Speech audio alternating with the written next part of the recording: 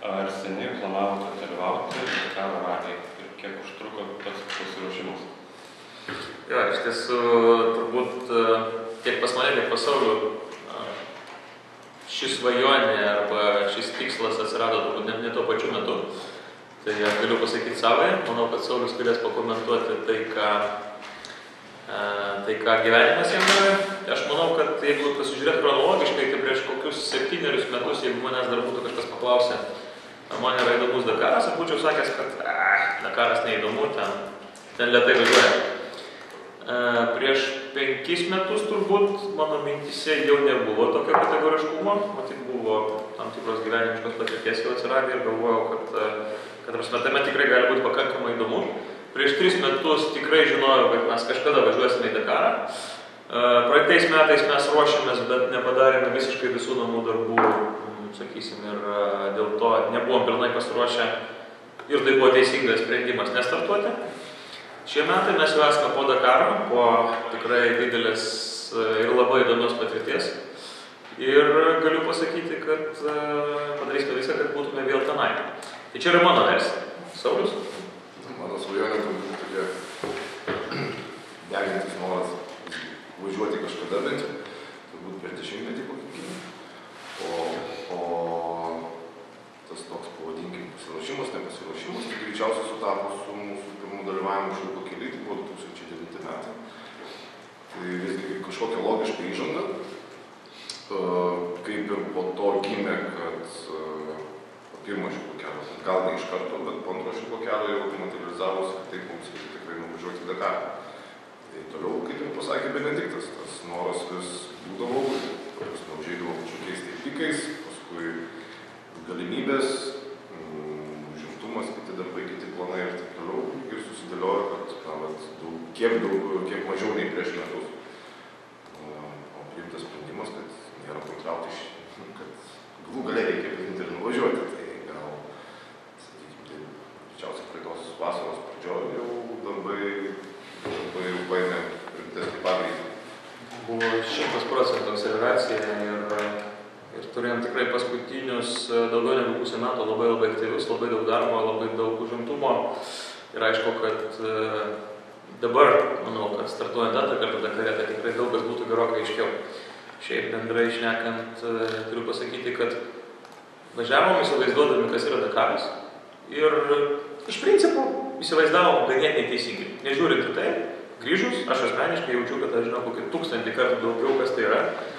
Ir tai yra tokie dalykai, kurių tiesiog tu nesugalvosi fiziškai. Logiškai, teoriškai mes mąstėm panašiai, bet ten yra daug tokių niuansų, kuriuos tiesiog tu turi patirti ir tada patyręs natūralu, kad žinau gerokai daugiau. Pauliu? Šiaip planuojate kažkur dalyvauti artimiausiais metais be Dakaro ar kitose vykdymo ralyse? Natūralu, kad metų pertrauka ir dalyvavimas Dakare, tai turbūt nebūtų labai siektinas pavyzdys. Vienokia ar kitokia forma, aš tikrai manau, kad ruošiantis sekančių metų Dakaro tikrai turėtume pasirodyti vienose arba kitose lenktynėse. Tiesiog reikia žiūrėti grafiką, kalendorių, kada tai yra patogiausia, nes tai yra ir technikos paruošimo klausimai, ir iš tiesų komandos logistikos klausimai, taip kad tikrai pakankamai nemažai. Galiu pasakyti, kad bet kuriuo atveju aš asmeniškai tikrai dirbsiu šiais metais pakankamai nemažai. Mes planuojame startuoti Lietuvos ralio čempionate, gal kai kuriuose kitose lenktynėse. Tai yra klasikinio ralio etapai, bet nežiūrint į tai, tai yra vis tiek patirtis, kurią mes dirbame ir kurią mes kaupame. Tarkim, ruošiantis Dakarui, koks yra fizinis, psichologinis pasiruošimas, koks jis buvo šiemet ir ką galbūt keisite prieš ateinant į Dakarą, tiek iš šturmano, tiek iš vairuotojų pusės? Na, dažnas klausimas, ypač prieš Dakarą, buvo, kaip jūs čia ruošitės, tai iš tikrųjų tai nėra tai klasikinė kažkokia sporto šaka, kada yra iš tikrųjų kažkoks konkretus treniruočių režimas, kažkiek tai imituoja galbūt tuos krūvius, konkrečius krūvius ar mankštintas raumenų grupės, kurių iš tikrųjų prireiks. Gal tas daugiau paliestų motociklininkus, kur iš tikrųjų jie žino, kurias raumenų grupės reikia lavinti, kur ištvirnį reikia lavinti. Visgi tas vadinamas fizinis krūvis, jis yra fizinis krūvis, bet nereikėtų jį priimti tiesiogiai, nei pristraukimus daro, nei pritūpimus, nei atsispaudimus. Iš tikrųjų, tas fizinis krūvis susijęs su bendrai, kaip pasakyti, organizmo patiriamais iš vienos pusės lyg ir nepatogumais, iš kitos pusės bendruoju nuovargiu, kuris susiveda vien jau, turbūt dauguma supras tie, kurie skrido lėktuvu, kokių bent jau 9, 10 ar daugiau valandų ir turbūt bet kuriam žmogui yra sunku išsėdėti, pradeda skaudėti lyg ir sąnarius mausti, lyg ir neštėti ir visus raumenis ir visą kitą, ir visi nori bent jau prasivaikščioti daugiau ar mažiau. Tai įsivaizduokite, kad automobilyje mes praleisdavom taip vidutiniškai apie 10 valandų ir iš principo tai yra praktiškai nekeičiama poza, ypatingai greičio ruože. Jeigu nenutinka kokių nors dalykų, kada tenka išlipti pasivaikščioti ar kažką padaryti. Bet šiaip tai yra tikrai sunkiau nei lėktuve, nes iš tikrųjų tu esi susiveržęs diržais, tai yra visiškai neįdoma poza. Natūralu, tai yra kiek tai rankos, bet kojos visas lėmuo iš tikrųjų ne. Jeigu pirma, antra, trečia diena lyg ir praeina kažkokių pasiekmių, paskui natūralu jau pradeda tas atsiliepti. Ir iškyla noras iš tikrųjų bent jau prasimankštinti dėja negalima. Plius, aišku, karštis, plius bendras nuovargis, plius tas nuolatinis judėjimas apart to, kai nemiegi, tai retai, kada turi valandėlę tiesiog sėdėti, tai vadinama, kaip šturmanui ruošiant kelio knygas arba valgant. O šiaip tai nuolatinis judesys, miego trūkumas, karštis, didelis prakaitavimas ir taip toliau panašiai, tai yra bendroji ištvermė. Bendroji ištvermė, tai kaip jei gali ruoštis, tai tiesiog ar tai būtų bėgimas, ar tai būtų kažkokie kiti užsiėmimai, tai va toks, pavadinkim, lyg ir fizinis pasiruošimas, toks bendrai pakelti organizmo tonusą ir, kaip sakau, visada yra sveika nuvažiuoti Dakarą, gerai atsipirnėjus, pasimaitinus, nes visgi reikia sukaupti atsargų kaip lokių žiemą. Tai, o toliau su kelio knygomis, imituoti tą darbą su kelio knyga gali kiek tik tai nori, netgi pamenu, vieni kiti klausia, tai gal kaip nori susivažiuoti, naktį, ten dar kažką, staigiai kažką žiūrėti, iš tikrųjų tas darbas reikalauja tikslumo, iš tikrųjų, tai ne tik tu sakyčiau, galbūt treniruoti, tai tie patys raliai, visgi, taip ekstremalus vairavimas. O šturmanui, laikyti žvalų kodą, prasme, ir kaip gerą orientaciją, tai tiesiog tokie banalūs dalykai, bet stengdavausi tiek skaityti, tiek visokių sudokus, spręsti galvos, dar kažko, tai visgi tas protas šturmas, jisai būtų iki pat Dakaro. O pačiose greičio ruožuose, greičio ruožo metu ką nors valgydavo, tai ne? Greičio ruožo metu valgydavom labai daug vandens. Iš tiesų tai yra tikrai privaloma ir koks kiekis? Galiu pasakyti taip, aš turėdavau 3 litrus vandens gertuvėse, kur turėdavau specialius vamzdelius, kuriais tas vanduo atkeliauja, tai bet kuriuo momentu tu galėdavai to vandens atsigerti, plius automobilio būdavo ekstra atveju dar prikaičiota buteliukų, kur tiesiog net ir greičio ruože, jeigu tas vanduo pasibaigia, sakysim, gertuvėse, tai gali ištaikyti momentą iš tiesų atsisukti buteliuką ir trumpai gurkštelti. Nes čia gyvendami Lietuvoje ir turbūt neturėdami tokių temperatūrų mes nelabai įsivaizduojame apie vandens svarbą. Būnant dykumoje, tai neteko matyti turbūt ne vieno žmogaus, ne vieno vietinio, kad jie neturėtų vandens pakankamai pasiėmę su savimi. Tas dalykas tikrai ten yra privalomas, būtinas ir be jo niekaip neišsiversi. Tai vanduo būdavo pagrindinis. Mūsų maistas greičio ruože, bet kiekvieną rytą Dvivoke esančioje valgykloje galima buvo pasiimti sausą davinį. Paraiduodavau tokius paketus dienai, kuriuose būdavo tam tikras, toksai greit negendantis, kaloringas maistas, sakysime, kuris padėtų išgyventi žmogų turbūt daugiau negu parą laiko, jeigu jam to prireiktų, sakysime, jeigu tu pasiklystum kažkur dykumoje arba turėtum kažkokią bėdą, tai turėtum kažką pavalgyti. Tai tą maistą aš asmeniškai daugiausiai naudodavau, kad ilguose pervažiavimuose neužmigti, nes iš tiesų tikrai ritmas pakankamai nemažas ir reikia nuvažiuoti nemažai kilometrų, kartais ima imti miegas, tai kramtai tam, kad nemiegotų. Tai pagrindė tam, bet būdavo taip, kad ir užkasdavo iš tiesų važiuodami į greičio ruožą, nes kitokiu atveju tu pusryčiauji Bilbauke, tai yra mūsų stovykloje ir vakarieniauji grįžęs. Tai dienos metu jo, mes turėdavom tam tikrą galimybę pasimatyti. Jo, bet ne greičio ruožą. Ta reikia pabrėžti, greičio ruožą tikrai nevalgydavau. O su to maistu jo, įvairiai nutikdavo, kartais lyg ir pavalgai pusryčius, kartais tų pusryčių tiesiog dar nesinori, nes gana ankstyvas atsikėlimas po kelių valandų miego ir kokią 5-6 ryto, tiesiog dar nesinori pusryčių. Liūdniausia, aišku, visada, kad užsimanai valgyti po 200 kilometrų kelionės greičio ruožo. Tai būtent tais paketais irgi negalime sakyti, kad mes nuolatos jos turėdavom, būdavo taip, visgi, kad tų paketų pritrūkdavo. Organizatoriai bandė auklėti dalyvius, kurie pasiema ir savo draugų neva. Ir tą padaro visi ir, kaip organizatoriai sakė, pikta, kad paskui šiukšlių dėžėse voliojasi gana daug nesuvalgyto maisto iš tų paketų. Tai taip, bet turbūt didžiąją dalį dienų mes turėdavom pasiėmę tos paketėlius. Priklausomai nuo dienos grafiko, tai arba prieš, arba po greičio ruožo mes pradėdavom juos lukštenti. O šiaip, pavyzdžiui, tarkim, maisto Dakare, kaip net valgyklos kažkokios buvo, tie sausi paketėliai, o sunku priprasti buvo prie tos virtuvės pasikeitimo. Lietuva. Turbūt visų pirma, aišku, kai važiuoji į tokio lygio lenktynės, tai tikrai turi pagalvoti visą laiką, ką tu valgai ir kuo tu maitiniesi, nes tavo kūnas turi būti darbingas pakankamai nemažai valandų per dieną. Ir aišku, kad jeigu ten prisikirstum daug mėsos, steikų ar ten kažkokių sunkiai virškinamų produktų arba tokių produktų, kurie tau pūstų, sakysime, vidurius, tai natūralu, kad tiesiog tu turėtum didelį diskomfortą, tai mažiausiai reikalinga lenktynių metu. Todėl vienas dalykas, organizatoriai tikrai subalansuodavo maistą pakankamai, subalansuodavo ir padarydavo į tokį, kad jisai tikrai būtų daugiau mažiau tinkamas, sakysime, lenktynininkam.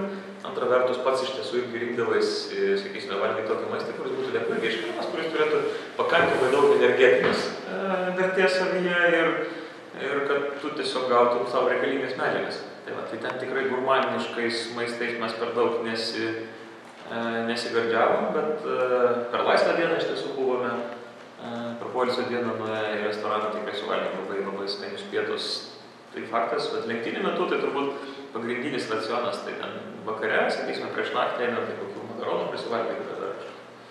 Iš tikrųjų tą, kad galėtų, kad ir gendutis įvairius skundėsi su virškinimo sutrikimais, mechanikams ir buvo daug. Bet jūsų komandai viskas kaip ir gerai. Mūsų komandai viskas gerai, aš galiu pasakyti, kad grįžus į Lietuvą, tai dar iki šiol turiu sprendžiu tam tikrų bėdų, bet turiu įtarimą, kad žinau, kodėl tai atsitiko, nes vieną iš dienų man tiesiog buvo pasibaigęs vanduo ir tikrai atsigėriau pakankamai nemažai to vadinamo techninio vandens, kurio iš principo gerti nereikėtų. Ir vietiniai tikrai minėjo, kad čia yra negerimo vanduo. Tai labai gali būti, kad kažkokia pasigavo bakterija, kuri dabar čia manyje gyvena ir bando visai kaip gadinti mano gyvenimą. Bet dar, sakiau, pakentėsiu, jeigu ką, tai kreipsiuosi gydytojus, jie tam neturėtų išgydyti. Šiek tiek prie mašinos mano perėti. Važiavot su Oskaru dabar ir esi minėjęs, kad kitiems metams norėtųsi kitokio automobilio. Iš tiesų, kadangi turime truputį mažiau negu metus laiko iki sekančio Dakaro, tai svarstome keletą galimybių. Oskaras pas mus yra, jisai plaukia dabar šiuo metu iš Pietų Amerikos. Mes tikrai užsiimsime juo ir jisai bus reabilituotas ir įgaus savo būsimas formas ir bus tikrai geras, greitas, konkurencingas automobilis. Mes svarstome galimybę, iš tiesų, aš asmeniškai svarstau galimybę tikrai, sakysime, kažkokio gamyklinio modelio. Tai yra du, tai yra, kol kas mano galvoje, tai yra du modeliai, tai yra Toyota arba BMW, bet tai yra tikrai labai brangus automobiliai ir finansiškai prieš metus laiko būčiau sakęs, kad turbūt neįmanoma, dabar galvoju, kad gal ir įmanoma jas įkasti, bet reikia tikrai padaryti pakankamai nemažai darbo. Tai, sakysime, mes turime visą laiką planą, sakysime, išeities ir planas yra išmokyti Oskarą važiuoti, greitai arba tokiu atveju rinktis kitą techniką. Tai tokie yra pasvarstymai, niekas nėra nuspręsta, bet dirbame šitą linkmę ir matysime, kaip viskas bus. O ką šiaip Oscar būtų privalumai, trūkumai, lyginant su kitais panašiais automobiliais? Oskaras, kaip matėte, yra patikimas automobilis, kuris įmanomai atveža ekipažus į finišą. Aš manyčiau, kad Oskaras turi savėje tikrai pakankamai gerų profesionalių agregatų. Ir turbūt pagrindinis jo privalumas prieš gamyklinius modelius yra tai, kad yra santykinai pigus jo aptarnavimas. Sakydamas santykinai, turiu galvoje, kad tai nėra pigu, bet lyginant su gamykliniais modeliais, su tų modelių agregatų kainomis, tai Oskaras yra tikrai stipriai pigesnis. Tai toks yra jo privalumas. Jo turbūt trūkumas didžiausias yra tas, kad jisai visgi kaip lenktyninis automobilis dar nėra iki galo subalansuotas greitam važiavimui. Ir kokią patirtį turi Oskaras arba komandos, kurios naudoja Oskarą, tai kaip taisyklė, tai nebūdavo ypatingai greiti vairuotojai, kuriem būtų reikalinga labai greita diena. Vidutiniškų greičių važiuojantis tai tikrai yra puikus automobilis. Važiuojant labai greitai, jį yra pakankamai sunku valdyti ir to pasekoje gali turėti vienokių arba kitokių atsitikimų. Pavyzdžiui, kaip kad buvo mūsų. Šiaip turbūt vežėtės nemažai atsarginių dalių. Ir kokių, gal ir konkrečių pavyzdžių, kurių dalių pritrūko, stiklas, ir kurių galbūt nesivežėt ryškiai per daug.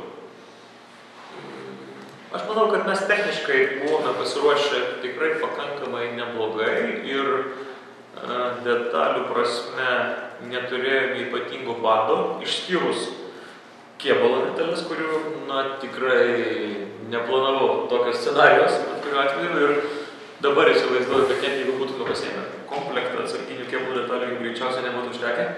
Natūralų priekiniai stiklai. Iš tiesų, pats atsimenu puikiai, kaip prieš lenktynės galvoju apie kiekį atsarginių priekinių stiklų ir tokia nuvėjau mintis šalia galvoje nuveras, kiek tų priekinių stiklų gali reikėti, sakysime.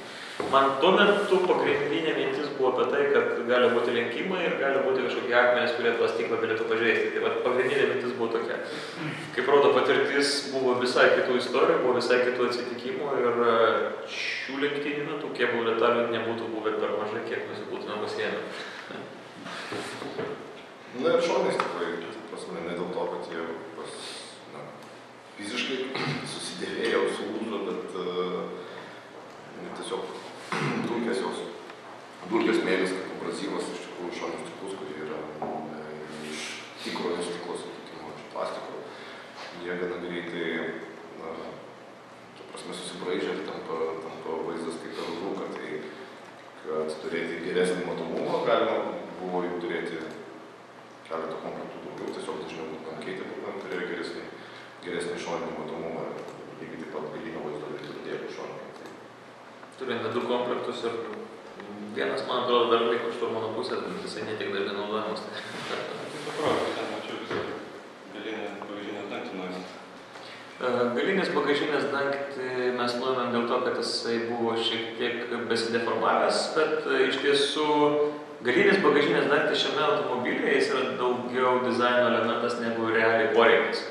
Tai yra buvę atveju, kai labai ypatingai karštose lenktynėse nuėmimas yra bagažinės dangtis vien tam, kad būtent transmisijos skyrius ir bakas geriau aušintųsi, kad turėtų didesnį oro srauto praeinamumą per vidurį. Tai sakysime, šioje vietoje bagažinės dangtis tai yra tikrai vienas iš, sakysime, mažiausiai prioritetinių kėbulų detalių, kurios yra reikalingos. Turbūt daugiau nei 50% automobilių neturi kaip tokio elemento. Kaip matėte, dar daugumą daryti pikapo kėbulo bazėje ar dar kažkas. Tai pliusas vėlgi to dangčio neturėjimas, tai sakykime greitesnė prieiga tiek prie atsarginių ratų, tiek prie kastuvų, paklautų po ratais, smėlyje ir taip toliau. Tai yra nereikia jį atrakinti, atidaryti, vėl užrakinti. Tiesiog atėjai ir dirbi su tuo, ką gali greitai. Tai iš tikrųjų yra daugiau dizaino elementas, negu kad padėtų lenktynėse, jis kaip tik netgi sakyčiau. Išipimti, tai sekundės bėga ir darbo trūkų. Smėlio salone nepadaugėjo, nuėmus dangtį. Tai jūs atveju, kad tas nelabai Ne, iš tiesų bagažinė, Oskaro bagažinė yra visiškai atvira ir tai, kad yra bagažinės dangtis, tai iš ties pasižiūrėjus pro automobilio apačią, ten yra viskas praktiškai atvira. Taip, kad salonas yra visiškai izoliuotas nuo viso likusio kėbulo. Tai mes turime tokį kokpitą, kuris lenktynių pradžioje buvo tikrai pakankamai hermetiškas. Mes Lietuvoje čia dėjome daug pastangų tam, kad tikrai padaryti taip, kad mes turėtume neblogą laiką automobilio salone, bet antrą dieną dėl mano padarytų klaidų iš tiesų hermetiškumas dingo ir paskui visų lenktynių metu mes jautėme tikrai Dakarą, tikrai orą, dulkės, smėlį ir visą kitą. Dar nepasakysiu, taip yra dažnai tektų keisti ratus. Kiek, pavyzdžiui, viename greičio ruože buvo, kad pritrūktų atsarginių ratų? Man atrodo, kad mes esame daugiausia ratų per dieną tai pakeitę 2, turbūt, kai turėjome 3 atsarginius. Man atrodo, net gerai neatsimenu, bet šis Dakaras tikrai nebuvo tos lenktynės, kur ypatingai daug reikėtų keisti padangų arba ratų greičio ruožo metu. Mes esame tikrai prigadinę pakankamai daug ratlankių, bet su tais apdaužytais ratlankiais mes finišuodavom, kaip taisyklė. Atsimenu mūsų pirmasis lenktynės Šilko kelio metu, tai man toks susidaro įspūdis, kad mes tenai ratus keisdavome tikrai dažniau greičio ruožo metu, negu tai reikėjo padaryti būtent šio Dakaro metu. Tai neįstrigo. Bet iš tiesų ratų keitimų mes turėjome. Aš manau, kad mes keitėme gal per Dakarą kokius 4-5 kartus turbūt ratą. Bijau sugalvoti, bus tiksliai taip, net neskaičiavau, čia balsavus atsimės. Greičio ruožuose tai keitėmės kokius 4-5 plus pervažiavimą esame keitę. Tai šiaip tikrai labai nedaug, aš statistiškai negalvoju, kad mes naudosim daugiau ratų, tai yra ne tai, kad sunaudosim, tai yra sudėvėsim. Sudėvėjom tiek, kiek daugiau mažiau reikėjo sudėvėti, o taip sakant, pramuštų ratų ar deformuotų, tai gal 2 kartus mažiau nei numaniau pagal mūsų Šilko kelio patirtį. Tai iš tikrųjų negalėčiau pasakyti apie visą Dakarą, kad tokios trasos tiesiog buvo. Galbūt šį kartą mums taip su važiavimu labai neblogai pasisekė, kad jūs saugojame ratus, bet nestovi. Gyvenime visą laiką yra balansas. Jeigu, kaip matome dabar, kad jeigu taupai ratus ir išsaugai ratus, tai tada kenčia skardos. Taip jau yra. Kiek vežėtės sportinių kombinezonų? Su kombinezonais yra atskira istorija. Aš vežiausi 3 kombinezonus, Saulius turėjo 2. Ir 2 visiškai nauji kombinezonai pas mus dingo per vidurį Dakaro ir mes juos taupėme, kadangi buvo nauji, labai gražus, tai mes naudojame juos lenktynių pradžioje, paskui paprastesnius truputėlį naudojame per Dakaro, sakysime, vidurį ir jau finalinė diena vėl norėjome užsidėti gražius kultūringus kombinezonus ir mes tiesiog jų neradom. Tai tam tikrų momentų buvo labai gaila, bet mes vylėmės, kad grįžus technikai mes tikrai ten kažkur sunkvežimėje surasime.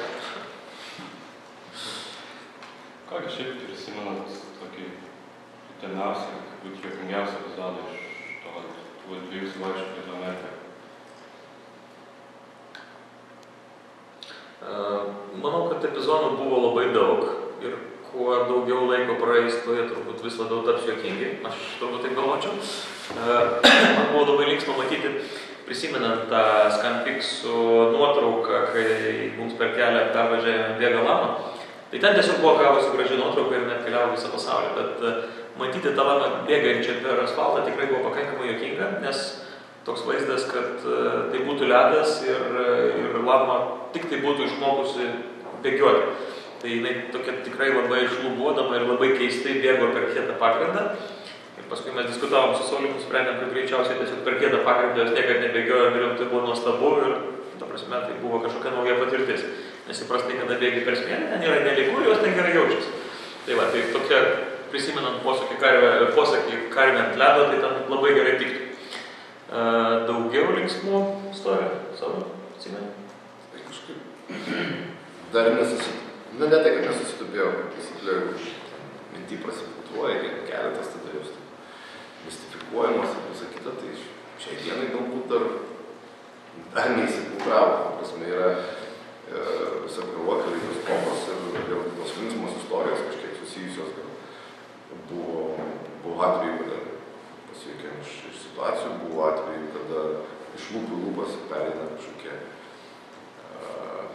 utopiniai dalykai, kiekvienas iš mūsų negali prisikinėti, tas automobiliai niekada nemiega ir išvažiavęs po kelių minučių imdavo kapotę ant diržų, tai natūralu jam visada primindavo, ko jis niekada nedaro, tai nebuvo vienintelis dalykas, ko jis niekada nedarydavo Dakare prieš labai nesunku pradėti tą daryti. Trasoje kažkaip greičio ruožuose sunku šiai dienai išskirti kažkokius tai juokingus epizodus ar dar kažką su laiku gal susikristalizuos ir vienas kitas jau apsivalęs nuo kitų kažkokių, tai ne tai, kad pojūčių potyrių, jie taps vien tik tai juokingais, kad ir tas mūsų kabėjimas ant skardžio, kažkokias dalis pasakojant, tai gali būti juokinga, kažkokias dalis pasakojant gali būti galbūt baisu, bet vien tas faktas, sakykime, iš juokingesnių, kur pačiam juokinga, pusiau juokinga tai pasidarė, po toliau to aišku juokingiau, kada Benediktas paprašė, tu iššok pasižiūrėk, kas yra pavadiniais ratas, tai kodėl automobilis nevažiuoja, aš iššokau ir sakau, nieko nėra, kas piktas. Sakyk, kas yra, sakau, pats išlikti, tikrai paės, nieko nėra. Tai dabar tai žiūrint, atrodo, tas dialogas ir toksai juokingas, tuo metu tai buvo tiesiog akimirkų reikalas, pasikeitimas vienu kitų žodžiu.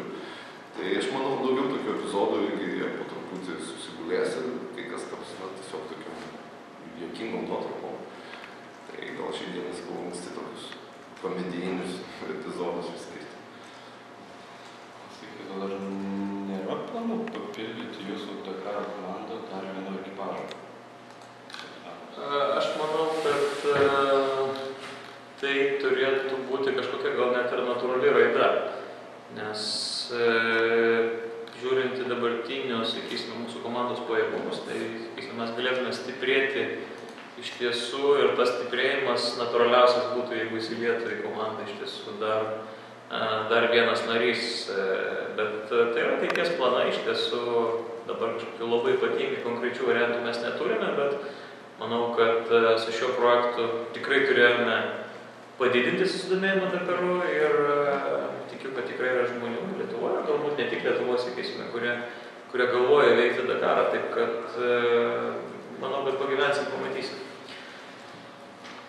Klausimas konkrečiai Bena galbūt. Ar Dakare netrukdytų šturmanę daili moteris? Tikrai netrukdytų. Klausimas būtų turbūt kitoks. Čia mes šnekame apie fizinius pajėgumus žmogaus. Natūralu, kad vyras statistiškai yra šiek tiek fiziškai pajėgesnis arba tvirtesnis, stipresnis sutvėrimas negu moteris. Tai Dakare yra nemažai, galiu pasakyti, moterų šturmanių. Tai nėra taip, kad jos dominuotų, bet tikrai galime pamatyti turbūt kas kokį 10 ekipažą, kas 15 ekipažą, kad šturmanauja moteris. Gal, sakysime, gal net turbūt mažiau, bet netame reikalas. Iš tiesų, jeigu tu važiuoji, tai ir pats šturmanavimo faktas, tai jisai tikrai nėra jokio skirtumo, tą darbą tikrai gali atlikti moteris ir galvoja, kad net ir neblogiau. Pagrindinis klausimas yra tas, jeigu tu užstringi, jeigu tau reikia kastis, jeigu tau reikia keisti ratus ir visą kitą, čia šiuo atveju yra šiek tiek sudėtingiau, nes net ir tas pats rato keitimas ralyje klasikinėme ir čia ralio maratone yra vien skirtumas tas, kad turbūt pats ratas sveria gal dvigubai daugiau ir iš tiesų pakelti ratą, uždėti jį ant stebulės ir priveržti, tai, sakysime, jau yra gerokai sudėtingiau net ir vyrui. Ta prasme, ratas yra gerokai sunkesnis. Tai grinai šnekant iš jėgos pozicijų, moteris yra truputėlį prasčiau, bet pats šturmanavimo faktas tikrai nebūtų jokio skirtumo. Taip pat dar kitas klausimas. Bena organizuoja šiuo metu velomaratoną ir vinteralį. Ar nėra planų kažkokiam bekelės renginiui? Gera mintis, bet kol kas neįsivaizduoju mūsų organizacijoje atsirandančio naujo bekelės renginio, Niekada nesakyk niekada, bet artimiausių planų tokių tikrai nėra. Atleiskit. O Sauliui planas, ar neturi planų dalyvauti Lietuvos ralio čempionate? Ne. O komandai tai galbūt? Patinka man ralis, patinka stebėti, patinka jau domėtis, turmanauti, visgi, nežinau, natūriškai kažkaip man ne visai limpa. Ne visai limpa, kartais žmogus pasakytų, kad galbūt dėl to, kad nebandėjai, tai turbūt irgi būtų per daug kategoriškai iš mano pusės sakyti, aš žinau, kaip tai bus. Turbūt nežinau pilnai, kaip tai būtų, bet čia visai, taip sakant, nenuvertinant ar nesipriešinant su ralio šturmanais, ten darbas yra kitoks. Prasme, iš tikrųjų, jos žymiai daugiau pasiruošimo paslink stenogramų sudarimo, tai viskas susipažinimas su trasa ir greičio ruožiai yra, jų yra daugiau, jie yra trumpi ir yra, kaip aš sakau, darbas kosvaitininkų, tai yra iš tikrųjų gana greitai berti informaciją, kuri yra visiškai, ta prasme, trumpi ir aiškus simboliai. Vėlgi, tuose pačiuose ralio reiduose arba maratonuose, pavadinkim, tai kelio knygos skaitimas ir namų darbai yra visiškai kitokie ir yra daugiau, pavadinkim, tai ne tai, kad improvizacijos, tai yra, improvizacijos tikrai yra daug. Iš kitos pusės, tai greičio ruožai yra ilgi, trasa nežinoma nei vairuotojui, nei šturmanui.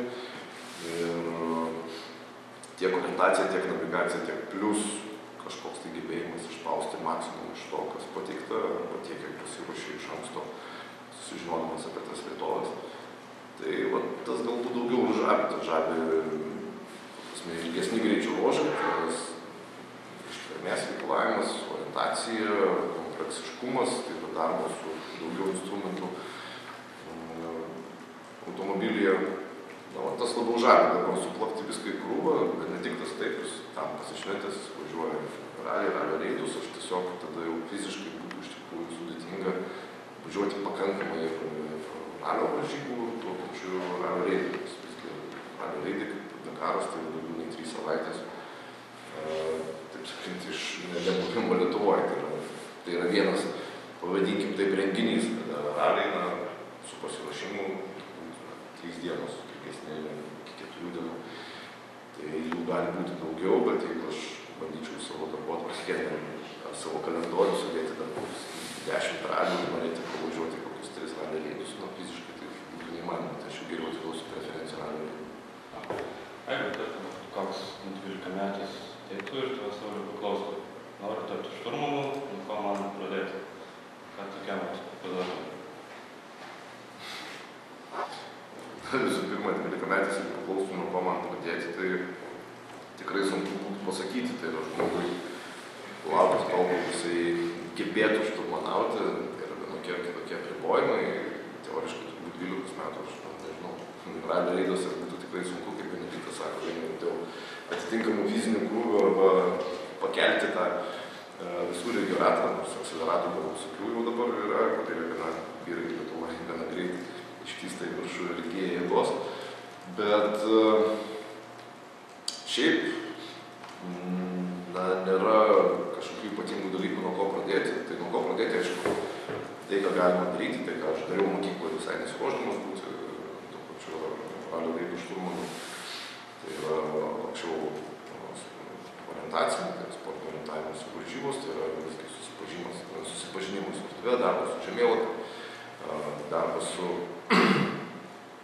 ženklais, orientavimasis erdvėje, tai natūralu yra, pasakyti, ne tai, kad visiškai būtinas atributas, bet iš tikrųjų tai yra pirmi žingsniai, kurie tikrai lavina daugelį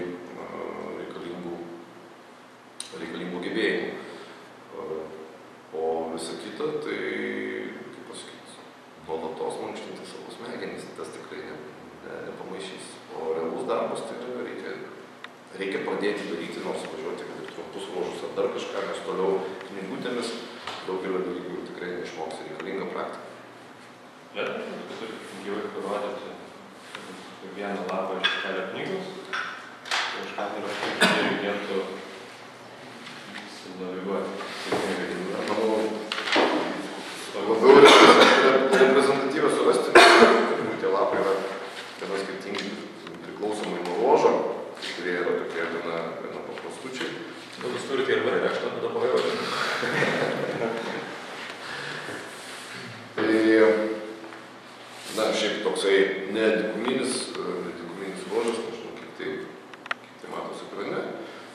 Tai iš tikrųjų, sakykime, šiuo atveju būtų gana paprasta, pavažiavus prieš tai buvusi tašką, tai yra sekantis taškas būtų 570 metrų, kelių įsišakojimas dešiniau. Čia yra kelio taškas M, tai reiškia, kad jisai nematomas, tai reiškia, kad jį pamatai likus 800 metrų iki taško ir jisai užsidaro GPS ir likus 200 iki taško, gal viena einant į tas smulkmenas, tai vairuotojų irgi minimaliai reikalinga informacija, tai yra tai, kad aš tiesiog žiūriu, kad mes priartėjom ne mažiau kaip 200 metrų iki to taško ir atitinkamai sutipsėjo GPS ir pasikeitė nuorodą, kad mes tą tašką paėmėm, tai yra paimti yra būtina už neprivažiavimą iki taško nurodytų atstumų yra nuobaudos. Toliau paprastai šitame langelė pateikiama informacija daugiau, kas yra už šito taško, tai taškas yra ši rodiklytė rodoma, kad šitas taškas yra tiksliai kaip atskaitos taškas, tai yra toliau seka, kad tas kelias yra daugiau mažiau matomas, tai yra šitas, kurio mes išsukam. Kad pasitikrinimui tai yra kursas maždaug ties šita vieta, azimutas tam 170 laipsnių, kuris daugmaž koreliuoja perėmė į 180 laipsnių. Toliau diktavimas būtų pravažiavus šitą tašką, kad pasakius vairuotojui ir pačiam stebint azimutą, pasitikrinant, kad 490 metrų. Mes naudojame tokį žargoną tarp lietuvių ir anglų kalbos, tai būtų pavojinga duobė, už jos pravažiavimas tarp dviejų pylimų, siaura, E3 reiškia siaura. Toliau pasitikrinant maršrutą yra 190 laipsnių, daugiau mažiau. MO ilgoji reiškia, kad daugiau mažiau, tai yra svyruojantis azimutas, reiškia keliukas šiek tiek nugulios. Vėlgi toliau būtų 470 metrų, vėlgi nuo duobės. Būtų sankryža į dešinę. Dvigubai pavojinga, arba angliškai, sakom, double caution, kad už sankryžos labai nelygus duobėtas kelias. Štai šitas gyvatukas reiškia ir kairėje pusėje mes matome, tai būtų skardis, bet ir dantukai į apačią, jo, tai būtų status šlaitas, iš principo, sienų, sakykime, taip kaip siena. Ir vėlgi azimutas pasitikrinimui, toliau 2 km 550 metrų, tai jau čia, tarkim, pravažiavus šitą tašką, čia būtų santrumpa, 2 km plus, ar ten, sakykime, 2,5 maždaug kilometro, pavojinga tramplynas. Tai va, čia tokie ruožai, kaip šturmanai, sakant, atokvėpis, tam tikra prasme, tai yra tos 2,5 kilometro, yra vietos pasivartyti toliau ir tas neveltui, sakykime, neveltui, tai tas laikas būtų išnaudojamas, greičiausiai ir persakant Benediktui, nes po to tramplyno už 250 metrų matome tokią, ne tai, kad nelinksmą situaciją, bet ganėtinai komplikuota, kad pasakyti 2 ar 3 žodžiais. Tai yra iš tikrųjų kelio vingis į dešinę arba, kitaip tariant, įgriuvos su smėlio krūvomis aplenkimas dešinę pusę. Ir vėlgi, kadangi yra laiko, tai būtų pastangos nupasakoti kiek tai manoma tiksliai. Toliau šis ženklas reiškia, kad baigėsi bekelės ruožas, privalomai pasirinkti kelią. Tai reiškia, kad gali būti kažkokių lygiai greičių, provėžų ar dar kažko, tai yra privaloma pasirinkti kelią. Kelias yra itin mėgiuotas ir kelio kryptis daugiau mažiau pereinant, tai yra jau įsivažiavus, būtų 220-215 laipsnių. Ir toliau, sakykime, šokant, vėlgi šiek tiek poilsio, 2 km 760 metrų. Na ir matome vėlgi laukia džiaugsmas, tai yra labai pavojinga duobė, po to tramplynas, sankryža, už sankryžoje į kairę. Kairėje pusėje, na, panašu, į įgriovą. Tai yra, čia turėtų būti tiek įgriovą. Na ir taip toliau ir panašiai. Tai yra kažkiek kiti lapai atrodo skirtingi, kada sakykime, važiuoji kalnuose. Tai yra, sakykime, vėlgi tokie tipo vaizdeliai, kada važiuoji gilumoj, natūralu ir tiek piešinukai, tiek kiti dalykai skiriasi. Na tai va, tai yra vienos dienos lūžo, iš principo išvakarėse tai būna namų darbai, o paskui tai tampa darbinė knyga. Jau tu vairuotojas tokius ženklus irgi suprastų? Aš tikrai matau kelio knygą ir matau, kas pasaulyje yra parašyta, jeigu man netyčia to reikėtų, bet aš asmeniškai nežinau visų sutrumpinimų. Motociklų vairuotojai, sakysime, kurie yra tuo pačiu ir naviguojantis, ir vairuojantis, tai jie privalo mokėti viską labai gerai. Šiuo atveju mano gyvenimas yra šiek tiek paprastesnis. Aš galiu užmetęs akį pamatyti, kas yra pasaulyje nupiešta. Ir papildomą informaciją, bet kurią jis pasako. Saulius, aišku, pasako visą informaciją. Aš tikrai nežiūriu per petį į tam tikras vietas. Jeigu nelabai aiškiai nupasako, aš galiu paprašyti tiesiog parodyti paveiksliuką, kad tiesiog pamatyčiau, kas tai yra nupiešta. Bet bendrai paėmus tai yra tikrai tekstinė, tai yra garsinė informacija, kurią man suteikia Saulius. Ir man tos informacijos tikrai pakankamai. Ir tada prie galo artėjam ir paskutinį klausimą turim. Jūs minėjote prieš tai apie 5 metų planą visą Dakare dalyvavimą. Ir jūsų tikslas yra geriausiai jau 5-tukas. Šnekant apie tikslus, aš galiu turbūt, sakysime, tai mes bet kuriuo atveju tikrai darysime visiškai, ką galima. Ir tai, kad mes šnekėjome, kad yra realu būti 20-tukai net ir 1 metais, tai, sakysime, nedarant fatališkų klaidų arba didelių klaidų, kurios buvo pas mus šiais metais, tai ta prasme, tas rezultatas realus yra visiškai. Vienareikšmiai, kad gyvenime gali pasiekti tik tai tiek, kiek, arba, na, turbūt nedaugiau negu tu suplanuosi. Tai mes tikrai norime turėti ambicingus planus ir tikrai padaryti geriausia, ką galima. Ką mes matome dabar? Mes matome, kad Dakare yra tikrai be galo didelė konkurencija. Sakysime, tai, kas buvo Dakare prieš 3, 4, 5 metus ir dabar, tai vaizdas yra labai stipriai pasikeitęs. Nežiūrint į tai, planas ilgalaikis vienareikšmiai išlieka ir planas aukštiem rezultatam išlieka. Tiesiog reikia daryti ir žiūrėti, kas iš to gausis. Tai realiai jau tikėtis galima daug. Na, šis Dakaras parodė, kad tai nėra pats paprasčiausias užsiėmimas gyvenime. Ir šiame Dakare aš supratau, kad Dakaras tai yra visų pirma akistata su pačiu savimi, nes tikrai reikia turėti labai daug informacijos ir labai daug išminties, norint būti greitiems finišai. Greitai pravažiuoti kilometrą gali turbūt beveik bet kuris geriau vairuojantis vairuotojas. Greitų būti 2 savaitės ir greičiausiai veikti atstumą, kuris yra lygus 8000 km arba 4500 km greičio ruožų. Tai yra tikrai sudėtingas procesas, bet toks yra mūsų tikslas ir manau, kad mes ten nueisim. Dėkui už atsakymus. Ačiū Jums. Ačiū.